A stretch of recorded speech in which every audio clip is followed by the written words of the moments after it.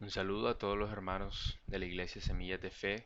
Doy gracias al Señor que nuevamente me permite estar con ustedes aquí, apoyándolos en esta clase. En esta ocasión vamos a estar viendo lo que es Apocalipsis capítulo 20, versículos del 1 al 10. Vamos a estar viendo la correcta interpretación de esos versículos. Este es un pasaje que ha generado muchas diferencias, ha generado distintos conceptos escatológicos y quiero tratarlo porque creo que hace parte del Evangelio el entender correctamente la doctrina de las últimas cosas. Y como creyente debemos entender la palabra de Dios en su totalidad, no solamente doctrinas básicas, sino también doctrinas como la escatología, que más adelante vamos a estar viendo que no es una doctrina secundaria, sino que es una doctrina que está bastante ligada con el mensaje del Evangelio. Entonces, eh, primero quiero aclarar el término escatología. He hablado de escatología desde que empecé a hablar eh, y quizás algunos no están muy claros con respecto a la definición de este término. Cuando hablo de escatología estoy hablando precisamente de la doctrina de las últimas cosas, del estudio de la doctrina de las últimas cosas. Esto no se limita solamente a la discusión del milenio, esto abarca muchas otras cosas, como por ejemplo el estado intermedio, el lugar a donde va el alma de un ser cuando muere, el cielo o el infierno. Eso también está dentro de lo que es la escatología. El término escatología tiene su fundamento en dos versículos que encontré, es Primera de Pedro, capítulo 1, versículo 20. Allí Primera de Pedro dice los postreros tiempos y en el idioma original bíblico dice escatos, ton cronon, esa palabrita escatos. De allí, esa es la base eh, de la terminología escatología, del término escatología.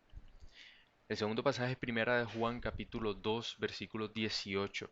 Allí dice el último tiempo, literalmente en griego escate hora.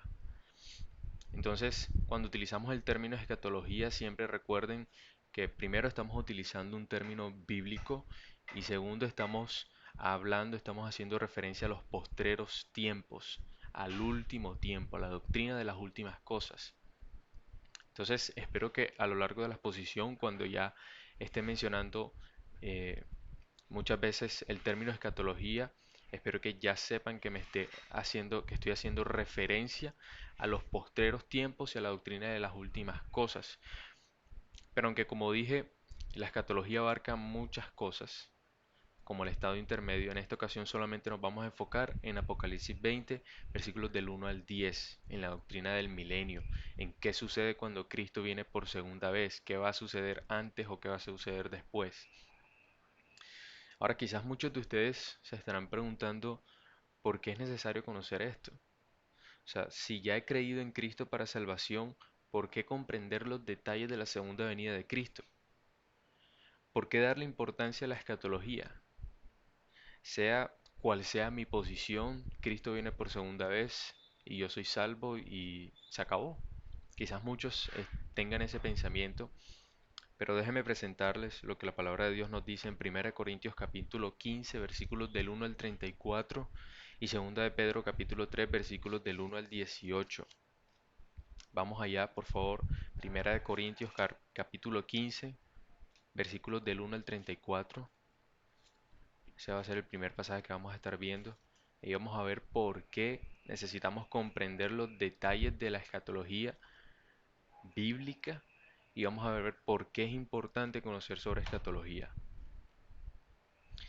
En el versículo 1 Pablo empieza diciendo, además os declaro, hermanos, el evangelio que os he predicado, el cual también recibisteis. O sea, Pablo aquí en el versículo 1 empieza hablando del evangelio que él le ha enseñado a los corintios. Ahora, vean conmigo versículo 12. Aquí Pablo está debatiendo sobre el tema de la resurrección. Hay hermanos en la iglesia de Corintios que estaban adoptando la idea de que no hay una resurrección. Entonces Pablo lo que empieza a decir es, bueno, si los muertos no resucitan, entonces Cristo no resucitó. Y si Cristo no resucitó, entonces nuestra fe viene a ser vana. Y más adelante en el versículo 20, lean conmigo el versículo 20, Pablo dice, mas ahora Cristo ha resucitado de los muertos, primicia de los que durmieron es hecho. Es decir, Él fue el primero que resucitó y venció la muerte. Luego dice, por que por cuanto la muerte entró por un hombre, también por un hombre la resurrección de los muertos. Porque así como en Adán todos mueren, también en Cristo todos serán vivificados. Pero cada uno en su debido orden. Cristo las primicias, luego los que son de Cristo cuando en su venida. Cristo el primero que resucitó y luego los que son de Cristo resucitarán y vencerán la muerte cuando en la segunda venida de Cristo. Está clarito, aquí lo dice Pablo. Ahora veamos el versículo 32. Si como hombre batallé en Éfeso contra fieras, ¿qué me aprovecha? Si los muertos no resucitan, comamos y bebamos, porque mañana moriremos. No erréis, las malas conversaciones corrompen las buenas costumbres. Velad debidamente y no pequéis, porque algunos no conocen a Dios, para vergüenza vuestra lo digo. Entonces, notemos que la explicación de Pablo acerca de los detalles de la segunda venida de Cristo están primero dentro de lo que Pablo considera como el Evangelio. Ya leímos el versículo 1 y Pablo ahí dice el Evangelio que os he predicado y dentro de eso incluye los detalles de la segunda venida de Cristo. Así que en primer lugar nosotros deberíamos entender los detalles de la escatología y deberíamos darle importancia a esta doctrina porque esto está ligado con el Evangelio. Y en segundo lugar porque esto hace parte de conocer a Dios. Lo acabamos de leer en el versículo 34, lo voy a repetir. Velad debidamente y no pequéis porque algunos no conocen a Dios, para vergüenza vuestra lo digo. Entonces conocer la escatología y darle importancia a la misma es parte de conocer a Dios porque está ligado con el Evangelio. De hecho, Pablo mismo lo confirma cuando él dice, si Cristo no resucitó de los muertos, entonces nuestra fe es vana. Claramente la escatología y los detalles de la escatología están ligados a lo que el Evangelio es. Así que van dos razones por las cuales debemos estudiar la escatología y darle importancia a la doctrina, porque está ligada al Evangelio y segundo, porque hace parte de conocer correctamente a Dios. Ahora, el apóstol Pedro nos da la tercera razón por la que nosotros deberíamos estudiar los detalles de la escatología y comprender y darle importancia a la escatología bíblica. Vamos a Segunda de Pedro capítulo 3 versículos del 1 al 18. Esos son los versículos que abarcan esta, esta tercera razón por la que deberíamos estudiar escatología. Aquí el contexto en el que Pedro está escribiendo es un contexto distinto. Pedro le está escribiendo a unos hermanos advirtiéndoles que en los postreros días van a venir personas que se van a burlar por la esperanza que hay en esos hermanos. Porque estas personas burladoras van a decir, ustedes están esperando que Cristo venga por segunda vez. Ha pasado muchísimo tiempo y aún no ha venido. Y ustedes siguen esperando que Cristo venga por segunda vez. Y entonces Pedro empieza a decir en el versículo 9, el Señor no retarda su promesa, según algunos la tienden por tardanza, sino que es paciente para con nosotros, no queriendo que ninguno perezca, sino que todos procedan al arrepentimiento. Versículo 10, pero el día del Señor vendrá como ladrón en la noche, en el cual los cielos pasarán con gran estruendo. Aquí ya empieza a hablar sobre los detalles de la segunda venida de Cristo y los elementos ardiendo serán deshechos, y la tierra y las obras que en ellas hay serán quemadas. Aquí viene la tercera razón. Puesto que todas estas cosas han de ser deshechas, ¿cómo no debéis vosotros andar en santa y piadosa manera de vivir, esperando y apresurándoos para la venida del día de Dios, en el cual los cielos encendiéndose serán deshechos y los elementos siendo quemados se fundirán? Pero nosotros esperamos, según sus promesas, cielo nuevo y tierra nueva, en los cuales mora la justicia. Así que esta es la tercera razón por la que nosotros deberíamos comprender los detalles de la escatología y deberíamos darle importancia a esta doctrina porque nos ayuda a vivir santamente. Si Cristo viene por segunda vez y nosotros vamos a morar eternamente con Dios cuando Cristo venga, entonces deberíamos prepararnos para ese momento mientras estamos en esta tierra y vivir santamente. Así que son tres razones por las que debemos estudiar escatología y darle importancia a la doctrina. Porque la escatología está ligada al Evangelio, porque la escatología hace parte de conocer correctamente a Dios y porque la escatología nos ayuda a estar siempre alertas y a vivir santamente para la gloria de Dios. Esas son las tres razones por las que debemos estudiar y darle importancia a la escatología. Ahora bien, en esta exposición vamos a estar viendo, como ya les mencioné en la introducción, la correcta interpretación de Apocalipsis capítulo 20 versículos del 1 al 10. Y vamos a dividir la exposición en tres puntos. Vamos a estar viendo primero las distintas posiciones que hay con respecto al tema del milenio. Segundo, vamos a estar viendo los pasajes claros de la escritura, los pasajes más claros de la escritura que nos ayudan a interpretar Apocalipsis 20. Y en tercer lugar, vamos a estar viendo la relación de esos pasajes claros con Apocalipsis 20 para llegar a una conclusión y así poder exponer la correcta interpretación de este pasaje. Así que vamos a estar viendo en primer lugar las posiciones. Vamos a ver las distintas posiciones mileniales, las cuales también podemos colocar el nombre de conceptos mileniales. ¿Por qué conceptos mileniales? Porque precisamente el problema en Apocalipsis 20 es que cuando que Cristo va a estar reinando por un periodo de 1000 años. Entonces hay distintas posiciones con respecto a este periodo de 1000 años. El primer concepto milenial es el premileniarismo. El premileniarismo básicamente dice que Cristo vendrá antes de un periodo literal de 1000 años y que cuando Cristo venga, entonces Cristo va a reinar literalmente por 1000 años en esta tierra. Ese es el primer concepto, el premilenial. Ahora, el premileniarismo lo podemos dividir en dos. Está el premileniarismo histórico y el premileniarismo dispensacional o actual. El histórico se le llama histórico porque es el premileniarismo que más ha dominado a lo largo de la historia de la iglesia. Y el actual se le llama actual precisamente porque relativamente es algo nuevo, algo que surgió apenas el siglo pasado o hace 2 siglos, es algo relativamente nuevo a comparación con el premileniarismo histórico. Ahora, vamos a ver las diferencias entre el premileniarismo histórico y el dispensacional. Las diferencias en cuanto a su posición, los dos no piensan iguales. El premileniarismo histórico no hace diferencia entre el pueblo de Israel y la iglesia. El premileniarismo histórico no hace diferencia entre dos pueblos, como si lo hace el dispensacionalismo o el premileniarismo actual.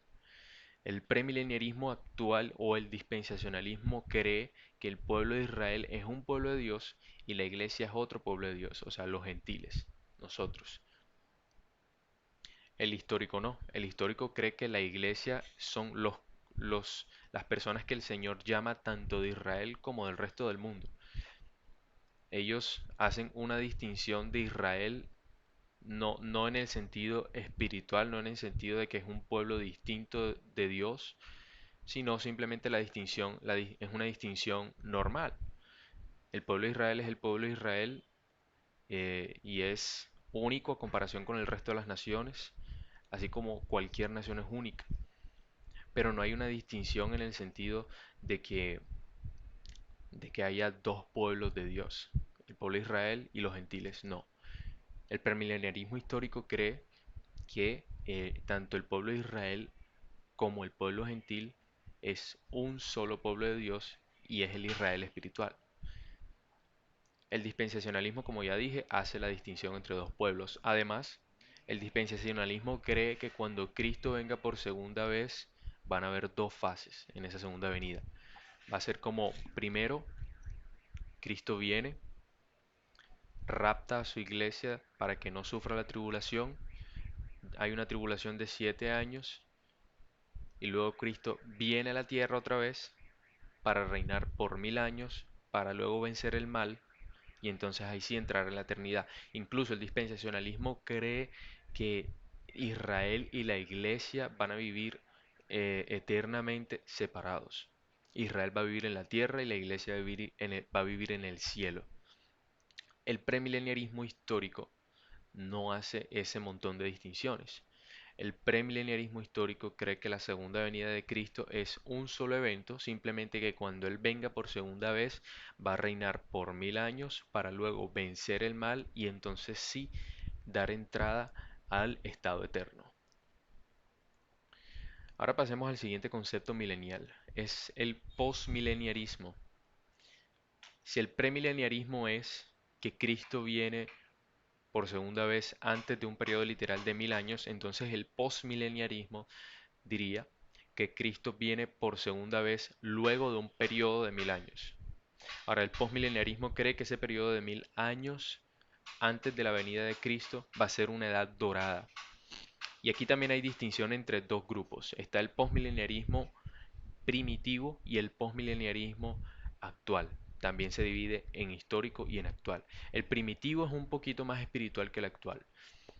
El primitivo cree que van a haber 1000 años antes de la segunda venida de Cristo, en donde va a haber una conversión masiva, universal, en donde todo el pueblo de Israel o la mayoría del pueblo de Israel se va a convertir, mientras que el postmileniarismo actual cree que no va a haber una conversión masiva, sino que más bien va a haber un estado de paz y una edad dorada con muchas ventajas o muchos beneficios en lo económico, en lo político, en lo social, en todo el mundo.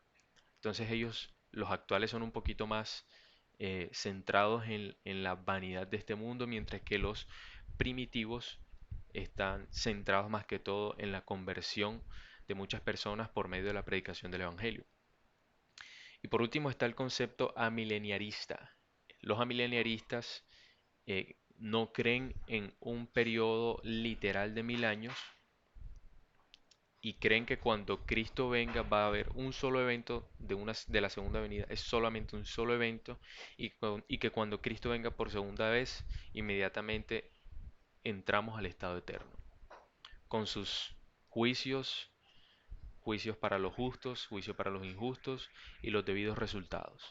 Es decir, justos eternamente en la presencia de Dios, injustos eternamente expulsados de la presencia de Dios. Esos son los amileniaristas y estos son los tres conceptos mileniales que puedo brindarles. Hay muchas más divisiones, pero por cuestiones de tiempo no quiero ahondar más en este tema. Ahora pasemos a los pasajes claros de la Escritura para poder ver cuál de estas posiciones está errada y cuál es correcta y poder determinar cuál es la correcta interpretación de Apocalipsis 20, la interpretación que le deberíamos dar a ese pasaje bíblicamente hablando. Vayamos en primer lugar eh, a Mateo capítulo 13, versículos del 1 al 52. Vamos a Mateo capítulo 13. Vamos a estar leyendo el versículo 1 al 52. Leyéndolo no, vamos a estar explicando esas secciones. Es una serie de parábolas acerca del reino que nos aclaran muchísimo acerca del tema de la segunda venida. Mateo capítulo 13, versículos del 1 al 52. Antes quiero aclarar por qué nos vamos a los evangelios, ¿Por qué a los evangelios si estamos hablando de que queremos interpretar Apocalipsis 20? Bueno, me voy a los evangelios y a los pasajes claros de la escritura con respecto a la escatología por la sencilla razón de que hay un principio de interpretación bíblica y es que los pasajes difíciles se interpretan a la luz de los pasajes claros. Entonces, primero debemos tener en nuestra mente bien claro lo que la escritura nos dice en estos pasajes más fáciles de interpretar, para luego poder interpretar los pasajes más difíciles como Apocalipsis 20, versículos del 1 al 10. Entonces, vamos a ver en primer lugar la parábola del sembrador. La parábola del sembrador empieza diciendo esto. He aquí el sembrador salió a sembrar. Así dice el Señor. He aquí el sembrador salió a sembrar. Quiero adelantar algo. La venida del reino tiene dos fases. Fase uno, fase 2, fase de la siembra, fase de la siega. Más adelante lo vamos a ver. Entonces la parábola del sembrador dice, he aquí el sembrador salió a sembrar, y mientras sembraba, parte cayó junto al camino, y vinieron aves y la comieron. Entonces el Señor Jesús empieza a hablar sobre la semilla que cayó en un buen terreno, la semilla que cayó en un mal terreno, la semilla que el sol la ahogó y no pudo crecer, en fin. Básicamente lo que la palabra del sembrador nos está diciendo es que en la primera fase de la venida del reino, eh, el sembrador viene precisamente a sembrar la palabra de Dios. Entonces, em, de hecho, veamos Mateo capítulo 13, el mismo capítulo 13, versículo 18. Aquí Jesús explica la parábola del sembrador. Vamos a leer el versículo 23, especialmente ese versículo. Mas el que fue sembrado en buena tierra, este es el que oye y entiende la palabra y da fruto y produce a 100, a 60 y a 30 por uno. Así que es claro que la semilla hace referencia a la palabra de Dios que el sembrador vino a dar. Ahora pensemos por un momento, ¿cuál fue el propósito de la primera venida de Cristo?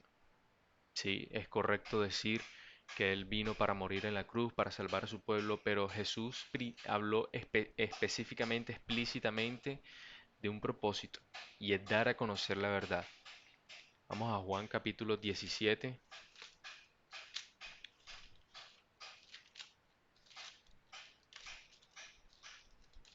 Juan capítulo 18, perdón.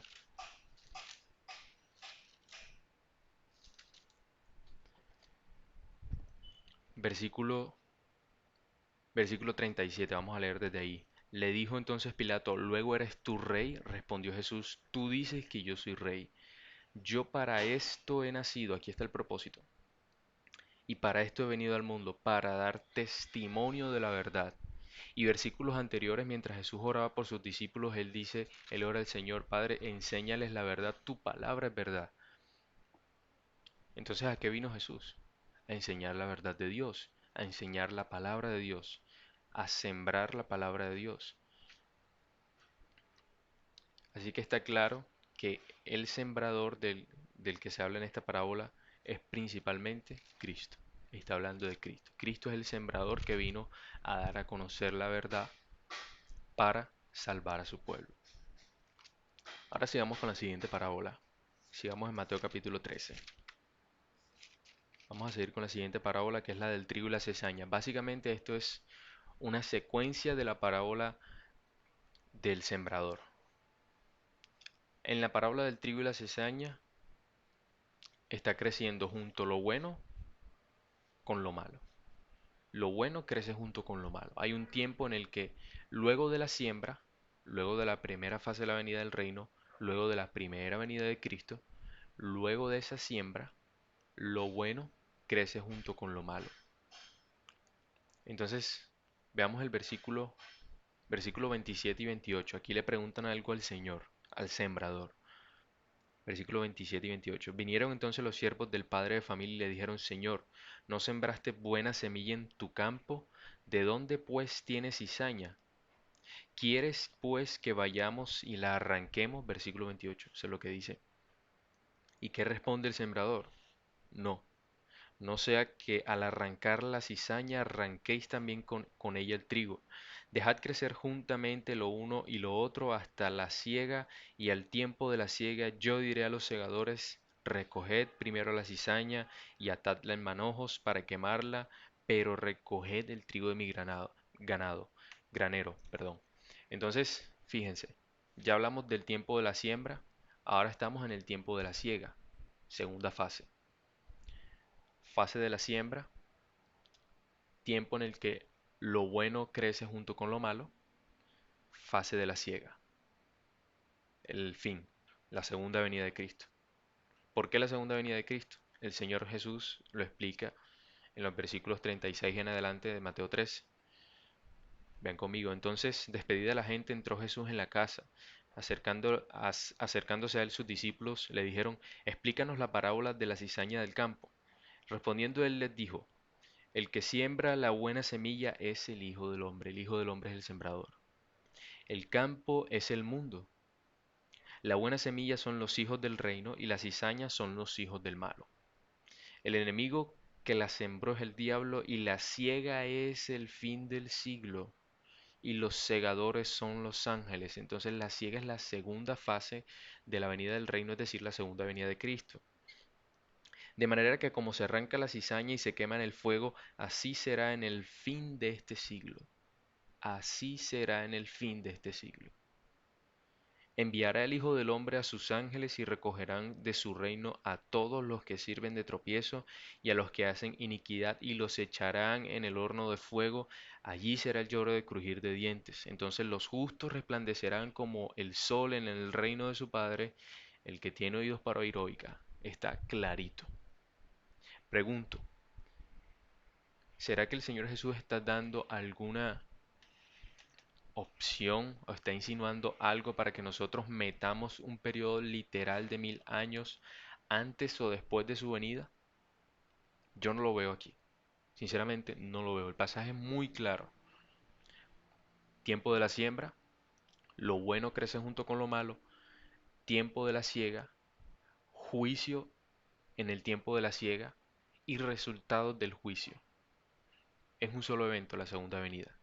Un solo evento. No hay tiempo para 1000 años literales. Ahora veamos la parábola de la mostaza, de la semilla de mostaza y la parábola de la levadura. Nos apoya un poco más esta idea de la predicación del Evangelio y del tiempo en el que lo bueno crece junto con lo malo. Pero estas dos parábolas, la de la semilla de mostaza y la de la levadura, tienen un objetivo en específico y es mostrar que aunque la primera venida de Cristo parece insignificante, en realidad es algo que como una semilla empieza a crecer. Ahora, esto no apoya el posmileniarismo. El posmileniarismo dice que a medida que pasa el tiempo, la iglesia va evolucionando y todo en el mundo va mejorando y muchas personas se van convirtiendo y antes de la venida de Cristo van a haber un periodo de 1000 años en el que muchos se van a convertir. No.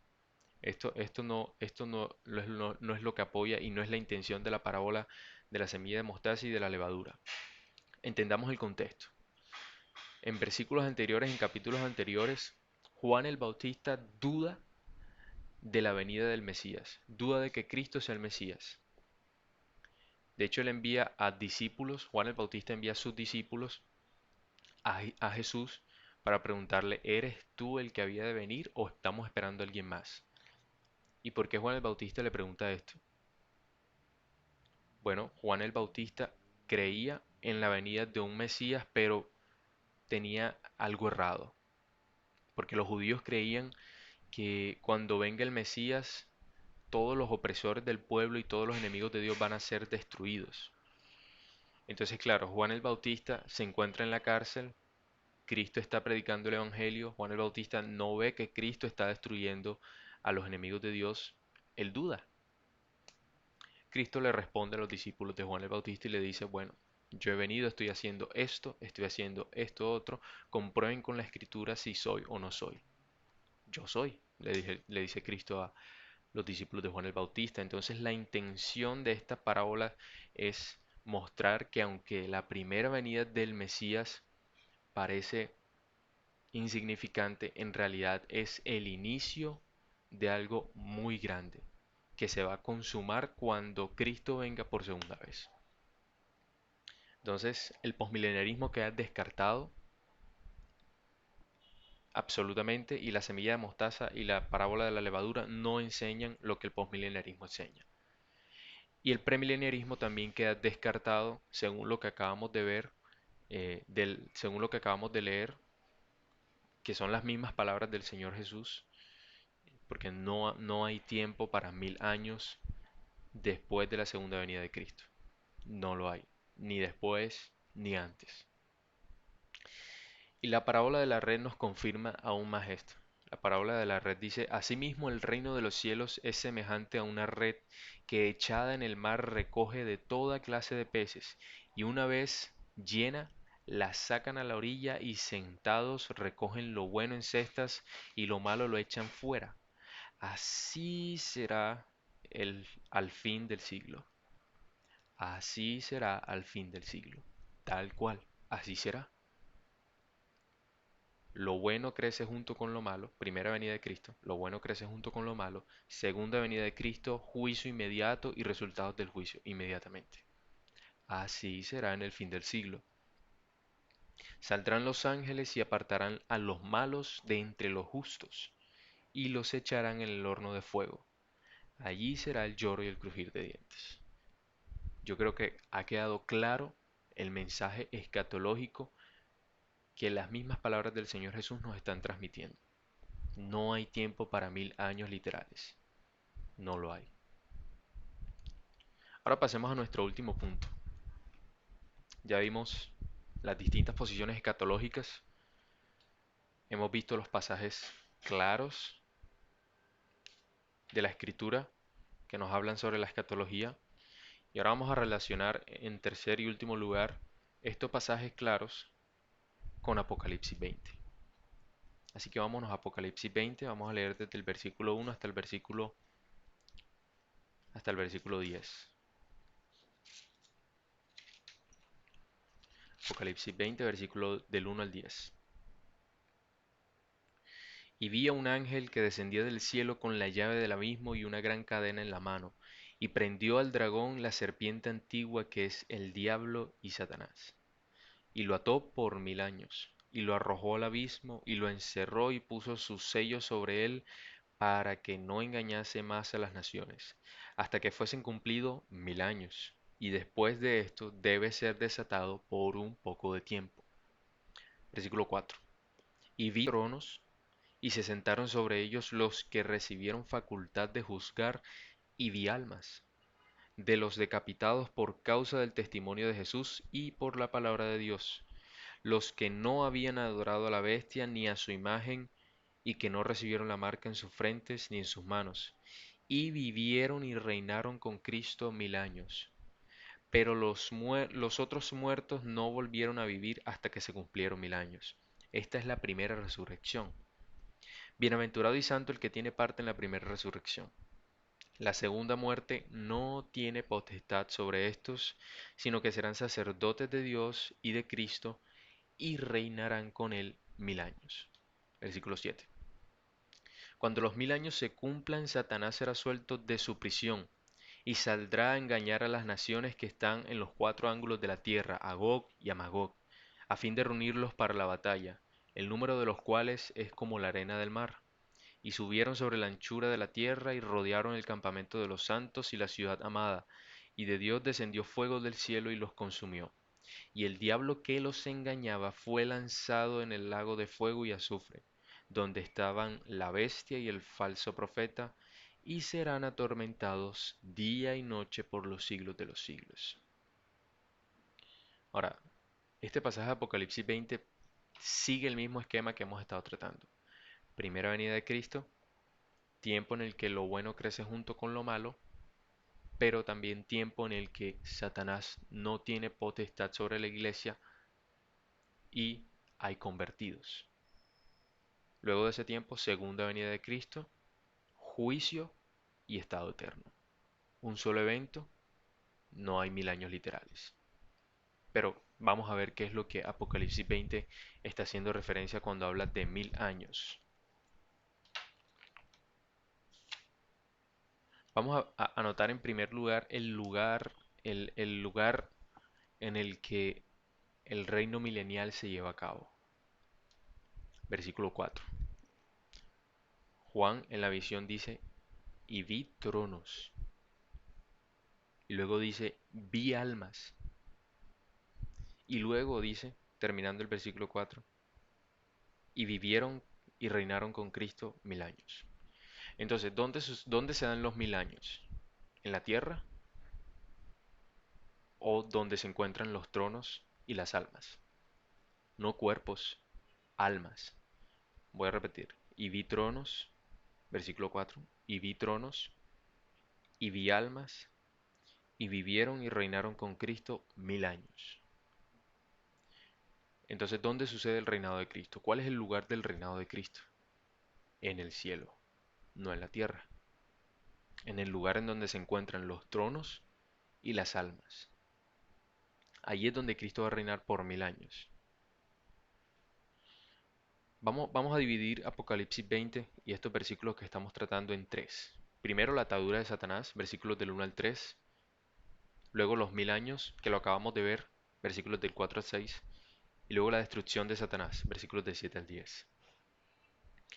Vamos a responder esta pregunta primero. ¿Cuándo fue atado Satanás? Versículos del 1 al 3. Ahí se nos dice que Satanás fue atado, fue encerrado, se le puso un sello, pero ¿cuándo fue atado Satanás? Vamos a Mateo capítulo 12, versículo 28 y 29. Vamos a leer Mateo capítulo 12, versículos 28 y 29.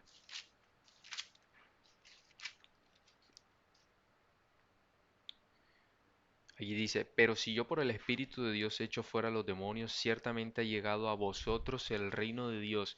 Ciertamente ha llegado a vosotros el reino de Dios. Primera fase de la venida de Cristo.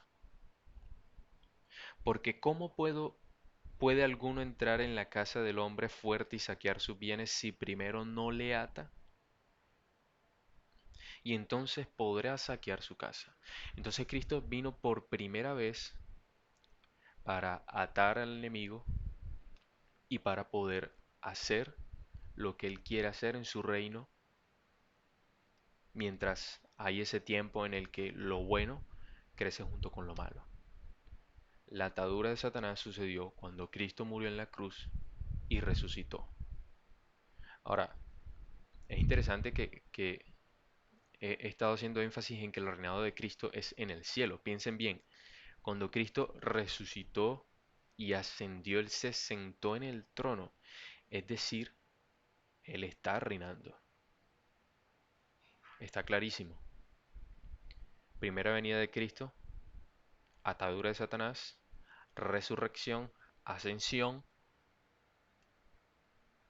y evidencia de que Cristo está reinando desde su primera venida, desde que resucitó. Está reinando y desde que resucitó ató a Satanás para que Cristo pueda extender su reino. Por eso es que en el libro de Hechos nosotros vemos conversiones masivas, tanto de y predicación al evangelio tanto de personas pobres como de personas con altos rangos en la sociedad de aquel tiempo.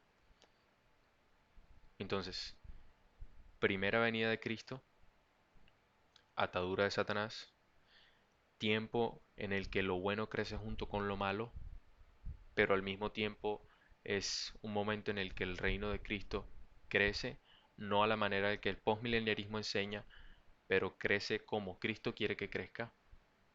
Segunda venida de Cristo, juicio, resultados del juicio, estado eterno. Hasta ahora la Biblia ha sido clarísima. Vayamos a Colosenses capítulo 2, versículo 15. Este es el versículo que remata y que nos confirma que lo que estamos diciendo es realmente bíblico. Colosenses capítulo 2, versículo 15.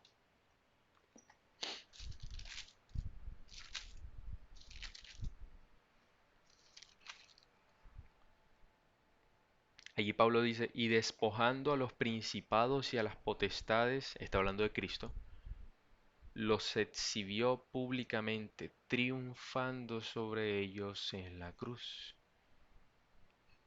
Clarísimo. O sea, eso no necesita explicación. Está clarísimo. La primera venida de Cristo resultó en la atadura de Satanás. Y cuando hablo de la atadura de Satanás estoy hablando en un sentido figurado. Tenemos que tener en cuenta que Apocalipsis es un libro con muchos símbolos porque es literatura profética. Y la literatura profética generalmente tiene muchos símbolos. Y no se puede interpretar todo tal cual. Satanás fue atado en el sentido de que él ya no puede engañar a las naciones y de que está limitado a hacer lo que el Señor mismo permite que él haga. Pero quien reina ahorita, en este tiempo, en el sentido en el que lo hemos venido hablando, quien reina a partir de la resurrección es Cristo, no el mal. Aunque el mal sigue teniendo influencia, pero con el control del sembrador. Ahora vayamos, vayamos a la segunda, a la tercera división de este pasaje de Apocalipsis 20, versículos del 7 al 10. Vamos otra vez a Apocalipsis 20, versículos del 7 al 10. Cuando se cumplan estos 1000 años, dice, cuando los 1000 años se cumplan, Satanás será suelto de su prisión. Y después dice que saldrá a engañar y que esto será por un poco de tiempo.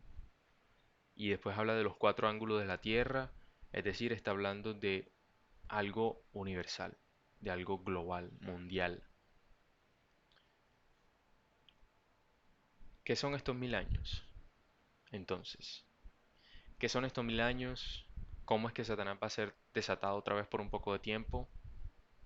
¿Y cómo es esto de una influencia mundial de Satanás antes de la segunda venida de Cristo? Como ya les dije, el libro de Apocalipsis es un libro simbólico, muy simbólico. Los 1000 años no son 1000 años literales. Ya hemos planteado el esquema según lo que hemos visto en los pasajes claros. Primera venida de Cristo, atadura de Satanás. Lo bueno crece junto con lo malo. Cristo reina también. Segunda venida de Cristo, juicio y eternidad.